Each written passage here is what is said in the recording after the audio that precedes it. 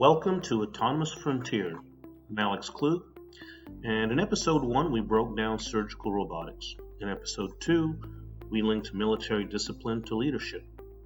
Today, in episode 3, we're going to examine what it takes to found a medical technology startup, specifically the birth of Avra Medical Robotics, which I was a co-founder of, which then became SS Innovations International, currently trading on the NASDAQ with a symbol SSII, and which, by the way, I'm proud to say, quickly became a unicorn with an over $1 billion market cap.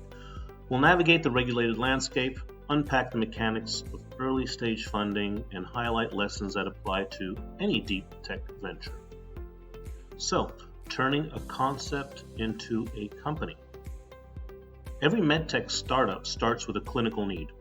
In Avra's case, or SSI now, I use the names interchangeably here, but it's obviously the same company.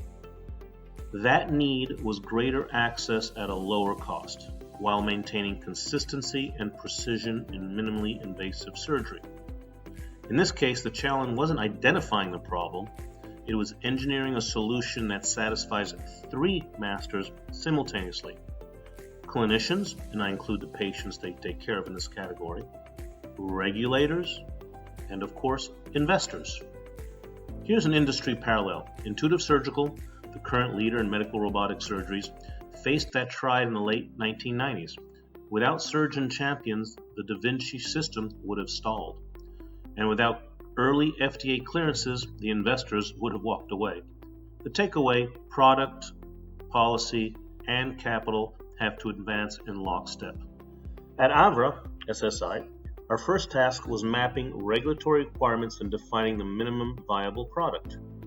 An articulated robotic arm capable of sub-millimeter movements validated under ISO 13485 design control standards.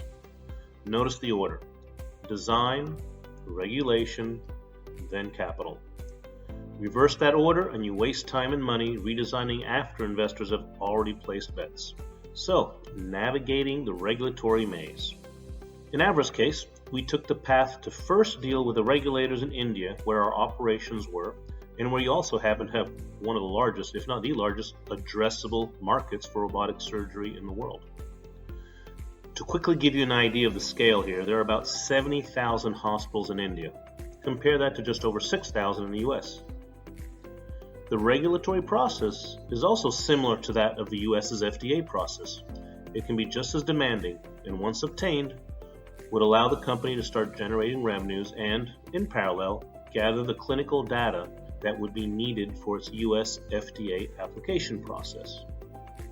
We're generating revenues and we're getting the clinical data to easier go through the FDA process. The US Food and Drug Administration classifies most surgical robotics as Class II devices with special controls. Some modules drift into Class 3 territory if they replace critical human judgment. It is important to have an early engagement using FDA's Q-Sub process, which can shave months off review time. Here's an example beyond Avra. CMR's surgical Versius robot filed extensive biocompatibility data early on, avoiding a lengthy additional request during their 510K review. At Avra, we structured development around design history files, user needs, system requirements, verification, and validation. It sounds bureaucratic, but each document de-risks the venture. Investors value a clear regulatory path as much as they value patents. Third, building a core team and technology stack. Hardware startups fail when engineering silos block clinical feedback. The solution is concurrent engineering. Design, software, and clinical advisory boards iterate together.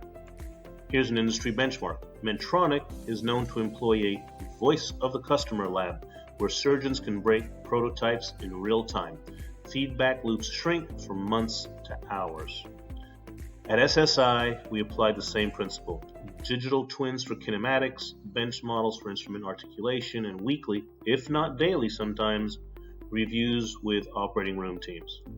That approach also accelerates human factors validation, a prerequisite for any FDA submission.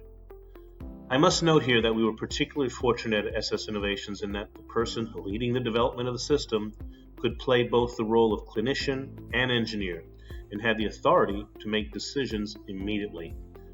Sort of a benevolent dictator, what some philosophers deem to be the best form of government. It's unfortunate that the benevolent part is often missing in much of history, but in our case, it allowed us to, for example, develop a completely different upgraded system in 5 months. This is a process that usually takes years for others, even if they may not even be successful at the end of it, especially the large organizations with multiple layers of bureaucracy. So now let's talk about funding a deep tech dream. Capital flows towards risk-adjusted returns. In MedTech, the largest perceived risks are regulatory approval and reimbursements. A startup that demonstrates a credible path for both can unlock larger rounds at better terms. Here's a venture capital reality check. Intuitive Surgical needed nearly $170 million pre-IPO. They IPO'd in the year 2000. You can multiply that number in today's environment. Few investors will commit that much without clear regulatory milestones. There are some alternative models along the way. Some robotic firms license subsystems, imaging, haptics, or AI, and try to generate early revenue, and in that way they help de-risk their Series B valuations. Now, clinical validation and early trials. Bench tests prove mechanics. Clinical trials prove value. For surgical robotics, typical endpoints include procedural accuracy, complication rates, and operating room efficiency. Case to note. Maser Robotics demonstrated precise pedicle screw placement in orthopedics, thus unlocking both FDA clearance and surgeon demand. SSI structured initial trials around metric surgeons, and the team around them care about. SSI structured initial trials around metrics surgeons and the team around them care about. Reduced tremor amplification, ease of use, good 3D visualization for the entire surgical team, and improved suture consistency, rather than esoteric engineering benchmarks. Clinically relevant metrics attract champions, who then advocate for adoption once the system reaches the market. Now, manufacturing under quality systems. Scaling from prototype to production is more than renting a bigger facility. It requires process validation, called IQ, OQ, PQ, which stand for installation qualification, operational qualification, and performance qualification. This is done to ensure every unit matches the performance of the test article. Here's an example benchmark. Stryker's Mako plant is known to run statistical process control on every actuator batch, reportedly driving field failure rates below 0.5%. For SSI, manufacturing partners adopted good manufacturing practice lines early, even at the pilot scale.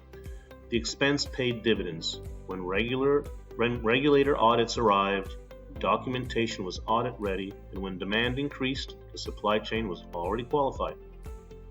Now, what about market entry and reimbursement strategy? Hospitals evaluate robotic platforms on clinical benefit and economic return. The startup must articulate both. So the clinical benefit. This includes proof from peer-reviewed studies on multi-center registries. Economic return, reduced length of stay, fewer complications, or new revenue stream from additional procedures. Here's an example. Johnson & Johnson's VELYS knee arthroplasty robot launched with data showcasing faster rehab, a statistic that resonates with payers. SSI paired safety data with an economic model, shorter operating room turnover, lower maintenance costs, and a clear return on investment timeline. That combination aligned with value-based care incentives and it accelerated purchase order decisions. So here are some key lessons for future founders. Synchronize engineering, regulation, and finance. Progress is a three-legged stool. 2. Document early, iterate fast. Design controls are not red tape, they're risk management. and then validate clinically and justify economically. Surgeons champion innovations that also satisfy hospital chief financial officers. 4. Scale quality, not just quantity. Process validation is non-negotiable for devices that touch patients. And finally, plan for global diversity. Design with both mature and emerging markets in mind. Affordability can significantly help and drive adoption.